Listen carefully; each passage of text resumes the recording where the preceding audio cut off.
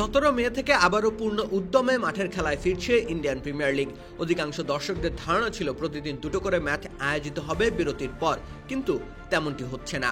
কেমন হতে চলেছে আইপিএল এর পরিবর্তিত সূচি?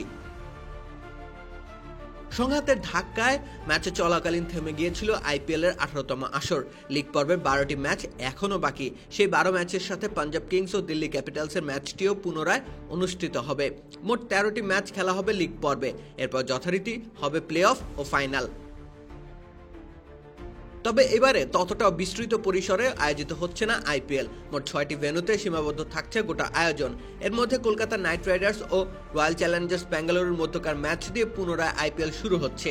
সেই ম্যাচটি আয়োজিত হবে এম চিন্নাস্বামী স্টেডিয়ামে। ম্যাজিক হার্বাল টুথপেস্ট দূর করে দুর্গন্ধ সৃষ্টিকারী দাঁতের সমস্যা।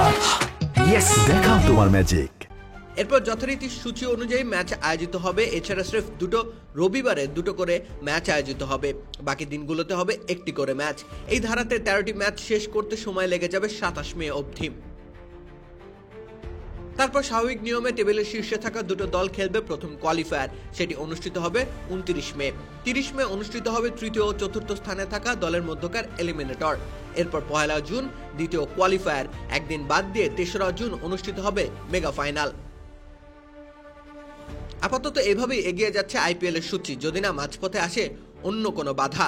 তবে আরেকটা প্রশ্ন নিশ্চয়ই উকি দিচ্ছে, পাঞ্জাব ও দিল্লির মধ্যকার থমকে যাওয়া ম্যাচটি কিভাবে আয়োজিত হবে। প্রথমত, ভিন্ন ভেন্যুতে সেই ম্যাচটি আয়োজিত হবে। জয়পুরের সাওয়াই মানসিং স্টেডিয়ামে অনুষ্ঠিত হবে ম্যাচটি।